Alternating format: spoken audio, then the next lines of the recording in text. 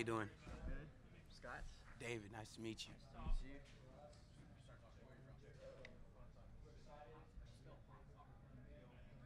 What you guys been doing all day? Man, they've been feeding us right, man. We've been I eating. tell you what, come down here. Yeah, Crazy. I'm telling you, we had some good gumbo. Oh yeah. Oh yeah, we had some good. What they give you for breakfast? We didn't come up here for breakfast actually. Breakfast? Yeah, yeah. Steak for breakfast. They had steak for breakfast. Yeah. Oh, I should have told her. I didn't know that. We should have came up here right if I knew we had steak for breakfast, man. It was good. Oh man. Yeah, I was up here for the New Orleans Bowl. Let me tell you, the food they have for The that food was crazy good, is man. I'm telling you. Well, that's what we're trying to get. We're trying to get to one of them steak eating days. um, I'm doing a lighthearted article where I've talked to everybody that's come here, and pretty much every team has had at least one player that plays Fortnite. Oh yeah. Oh So yeah. that's what my article's on is Fortnite. Mhm. So on your team, who's the best player? Who's the best player on Fortnite on my team? Uh, man, if it's not myself, I'm gonna give it to this guy Marquise McCray. You know how to Marquise, spell that? Marquise,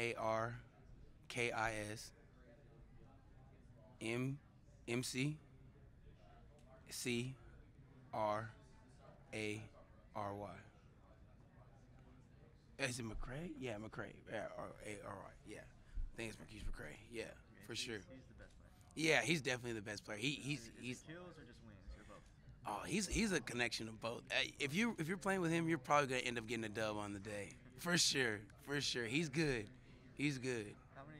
What's the most kills you've had in a game? I think my max I've had in a game was 12, but I think the highest I've gotten with the win is like 8. 8 with the win. What would you say your average is? My average is probably like 4 or 5 kills a game. It's So, not on par with everybody else. yeah, yeah, Everybody else is stretching. Though. yeah. No, no.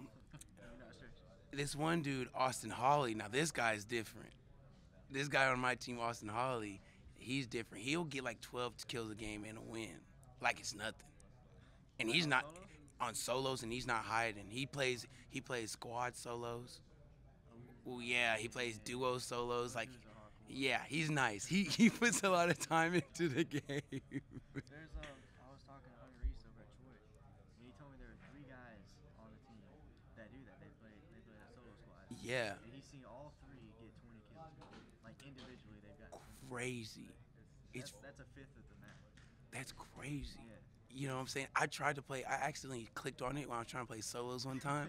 And I was like, let me just see if I can do it. And I got murdered, boy. I got destroyed. And I was like, yeah, never again. That's not my style. Somebody did tell me that playing that way it forces you to get better. It In a does. quick amount of time. That's what I heard too. But like the way I got beat down on that one, I don't know if I'm I'm willing to try that. I'll play some duo solos, but 4 people at once. My building is like upper echelons, but it's not there yet. It's not there yet. Even on Xbox. Yeah, I got it on Xbox. Yeah, I got an Xbox too. Oh yeah, Thank you. you got to. Yeah, yeah. Give me your name and we'll definitely. Let me write it down. Yeah, for sure, for sure.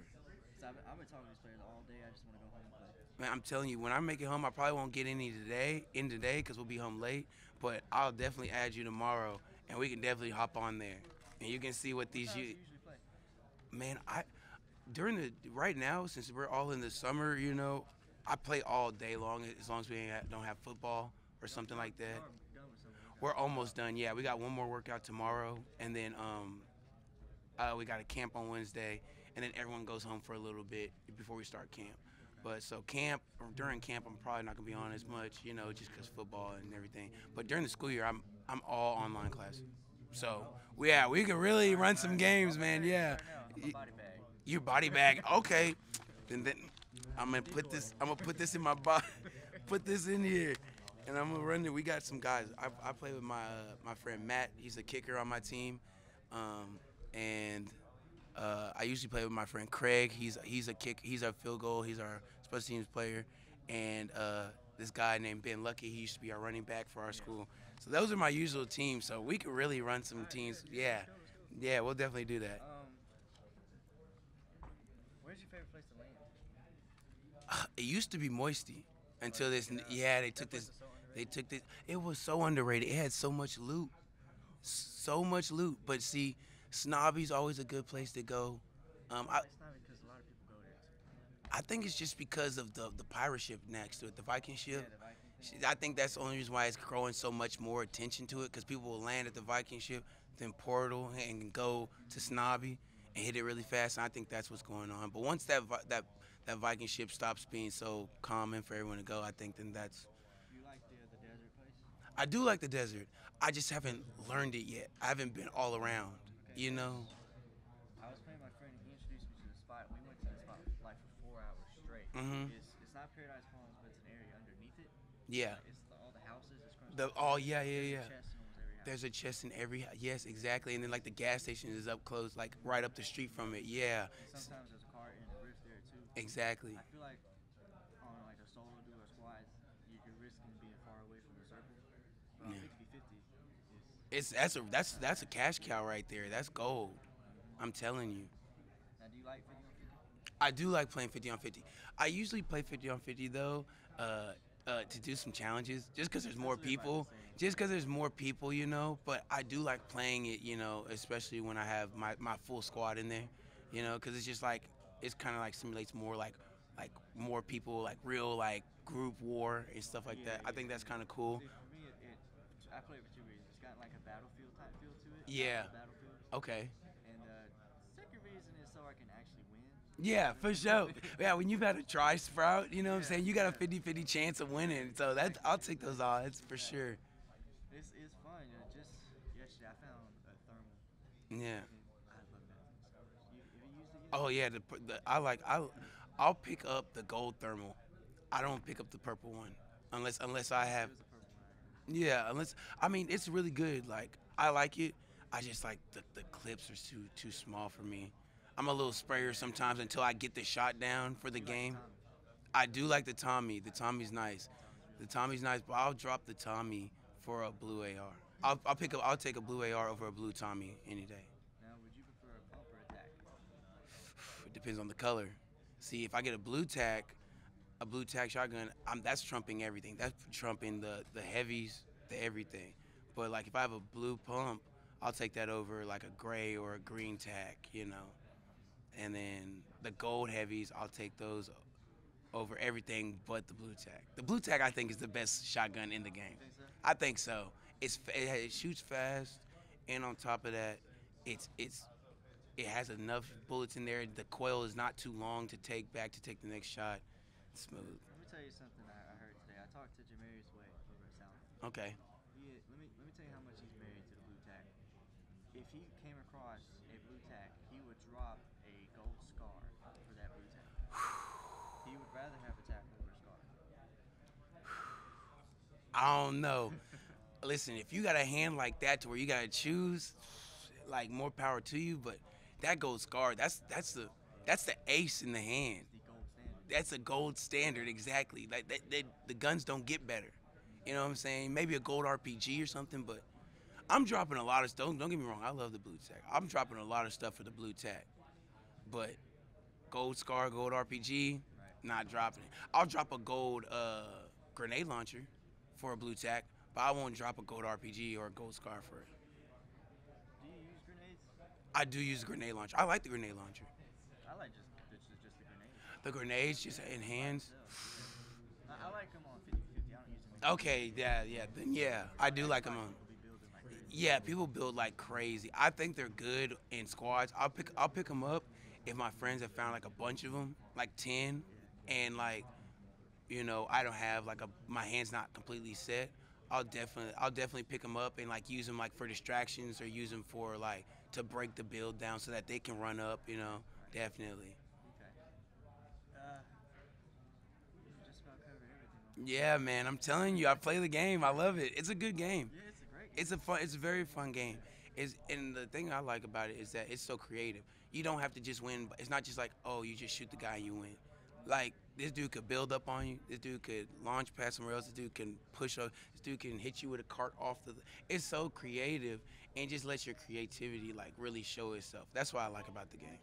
They keep adding wrinkles to it, and none of it feels over the top. Exactly, Like Call of exactly. Duty overdid things, but Fortnite doesn't feel like it does. Yeah, it feel and the thing about it is they balance it out by taking something out as well as putting something in. So like they took out the subtax, like that, and everybody was mad. Like everyone was mad about the subtax machine guns being gone. But then they put in another one that's really nice, and everyone likes it now. People have low key forgotten about the subtax now, and I'm like, that was like 2 weeks ago that they took that out. That wasn't that long ago. That was like 2 weeks. So I think it's good that they always like to keep it fresh, you know, and keep the things new. Like it keeps people's eye. I think they understand that. That's what I like about it. It's good.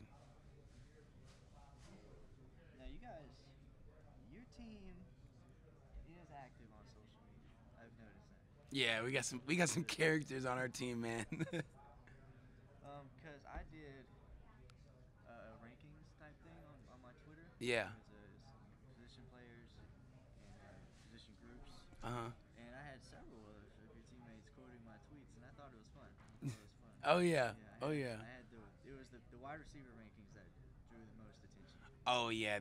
Those boys. Yeah, they were in their feelings with that one. Yeah. You remember? Okay, so I Yeah. need to talk to him about that. He took off somewhere though. Oh, Marcus? Yeah. Yeah. Marcus right there. You call him up. Yeah, man, those guys, listen, first of all, they're super hardworking. Got nothing but respect for that part of our group.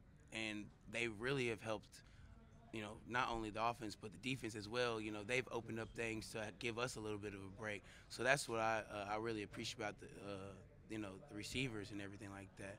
They're great players. Everyone works hard. There's some characters. They're funny. They're wild. But I promise you, when it comes to business, they're all about the business. So that's what I love about them.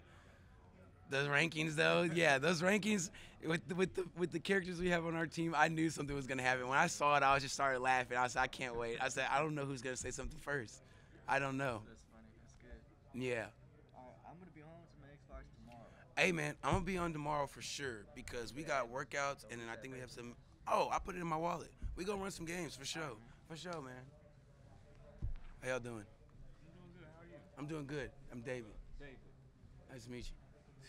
Look, I want to see these ratings, to be honest with you. I want to see these wide receiver ratings. I'm going on Twitter. You got and to. I'm finding it. You got to, because these guys, I knew that they were gonna be on one when they saw the ratings. The good thing about it is that they believe in themselves, and so they believe that they should be at the top upper echelons of everything, and I do too. And me personally, I think that they are number one. You know what I'm saying?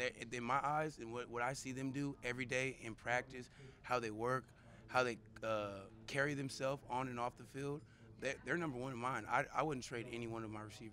Right. Yeah. So they were jokingly doing it and everything. They kind of like threw a little sass in there, but these guys, yeah, they're the real deal. So.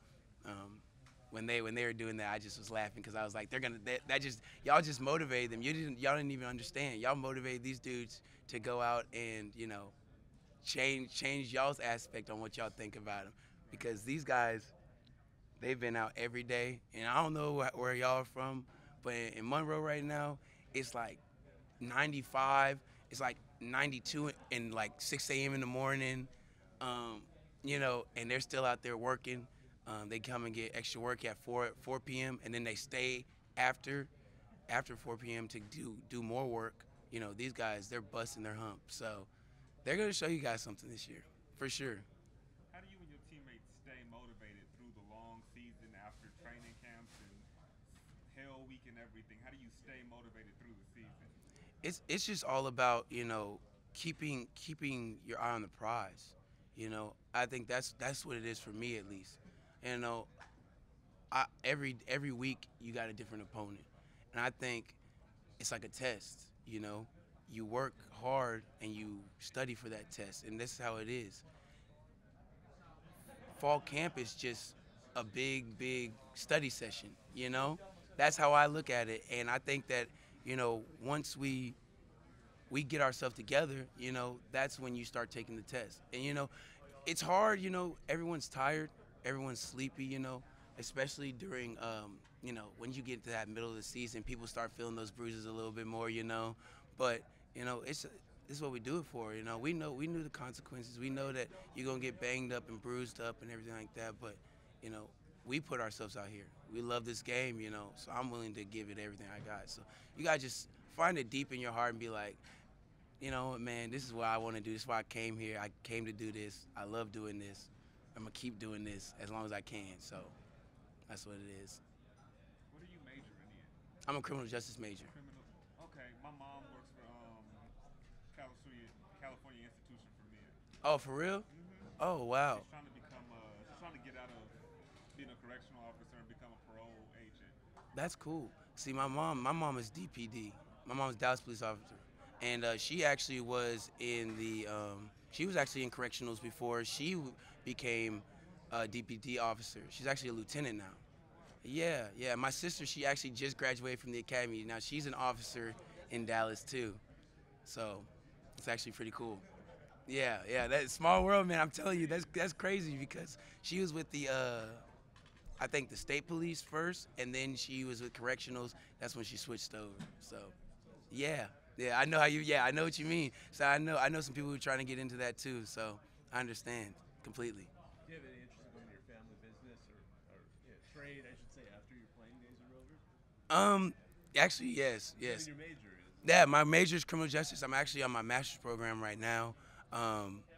I want to be Dallas SWAT, but you know, of course, first you have to be a police officer and everything like that. So I want to do that. My father actually also was a criminal justice major, which is funny. So we all were kind of in the criminal justice area. Your mom, dad, your sister, wow. Yeah. Or- Yeah, no, my other sister said she's not doing it. My brother said he's not doing it. So I will be the last one if I do it. I'll be the last person. But beyond the obvious, and I was going to ask you about this, I'm glad y'all were talking about it. Beyond the obvious of that, you know, seeing that in person, you know, seeing your mother do it, your sister went through it. What was it about that that appeals to you? Helping people. Honestly, I like helping people. I like being able to know that where I'm staying, where my family is staying, is safe. You know, I love Dallas, but I also know Dallas has problems. You know, and there's things that we need to fix about those problems. And on top of that, there's things that we need to fix about the look of police officers too. My mother has never shot anyone. She's never killed anyone. She's never, you know, done anything illegal. And, you know, we get a lot of bad reps about police officers due to, you know, one person or another person doing something that they shouldn't have. And I don't want that to be the rep for police officers. I don't want my child, when I have one, to think that police officers are bad people who you can't trust them, and if you get pulled over, you should be scared. It's not how it should be. I love police officers, you know, and I think that, you know, they get a bad rep just because someone else wasn't doing what they were supposed to be doing. I work in an office that has a guard, and I'll see like a parent tell the kid, "You be good," or that officer, it will take you off to jail. And sometimes you have to, Yeah. you have to, you know, like you said, I mean, show the good of any Mhm. So, Yeah. good. Well, this experience down here, you've had a chance to kind of finish it up now, make the rounds. I mean, what's it been like? Just the whole deal, man, doing the interviews. Oh, the it's interaction. it's been awesome. Everyone's been treating me very, very nicely. Everyone's been very, very respectful. It's more than I ever thought it was gonna be. You know, I thought we were just gonna do a couple interviews and be good, but it's actually been very, very nice. I've learned a lot actually from being able to see what other players are doing and saying, what the coaches have been saying and doing. There's a lot of insight in what their thought process is on a lot of things. It's been really nice to see what they're thinking and what they're doing to move forward. You know, you guys are almost finished with college and school. I mean, this is a professional environment. I mean, you guys dress nice, nicer than I am today. You look good, baby. You look good. I've had better days. Anyway, but I mean, it's obviously though when you go interview for that first job, I mean, some of this will be just like this, just sitting and talking to somebody and asking questions, and you kind of speaking from the heart, just like you just did. So it's got a lot of residual benefits, you know, beyond just giving people notebooks to fill up and websites and stuff like that. Yes, sir. Good deal. What's your mother's name? Chandra Griffith. Yeah. How long has she been in that profession? She's been in it for 20, I want to say 20 to 25 years. I haven't got the right number now. She's close to hanging it up though. Hopefully sooner than later, you know. How does she feel about you being interested in maybe going into that line of work? She's a little scared, you know. She was scared more for my sister because, you know, my sister was actually a Kines major before she was a police officer. But I told my mom she shouldn't worry because I said, you were a nurse before you were a police officer, so you have nowhere to talk. So I just think that she just wants us to be safe. And, you know, seeing some of the things that she's seen, you know, it makes a difference. So she just wants us to be safe, but she knows that we're very, very capable of handling ourselves. I don't know if this is a dumb question or not, but I'll ask it. How is football and just your experience, going through what you have, being around different people from different walks of life, the locker room, how does that kind of prepare you for what you're planning to do? It's kind of like in the same hand, you know. I think, you know, being a football player, you got to have team. And it's the same thing for the police. You have to have a team. If you can't trust your team, things aren't going to work out. You know, and it's very important that you have trust in your team. You have trust in the people that are ahead of you. You got trust in your chief, which could be like a head coach. You know, it's just all about this trust thing that helps you mold and become a team and become a group that can protect each other. So much of people's perceptions of that profession are based on maybe either television that they watch, Exactly. or Exactly. headlines, things that happen out there that Mm-hmm. so you have all these judgments about it. So that's kind of cool that you have that personal insight. I mean, I feel the same way you do, but Yes, sir. I understand both sides of that too. So kind of bridging those gaps that's a noble cause for sure. Yes, sir. I'll let you get to it. Good, Yeah. good talking, man. Always good talking to you. You look good. Quit doubting yourself. You look good, Mixed up baby. the picture How with how you my doing, David? Nice to meet you. Yeah. So, before we get started, you weren't a transfer or anything, right? You've been here. At I've been ULM. here since the Yeah. beginning. So you're here since before. I was here with Barry. I was here with so yeah. You've been through the good. And I've the been bad I've here. been through it all, brother. I've been through it all. So, how has the program just evolved and changed? I mean, I imagine now it's got to be completely drastic than what 3 years ago now. Definitely.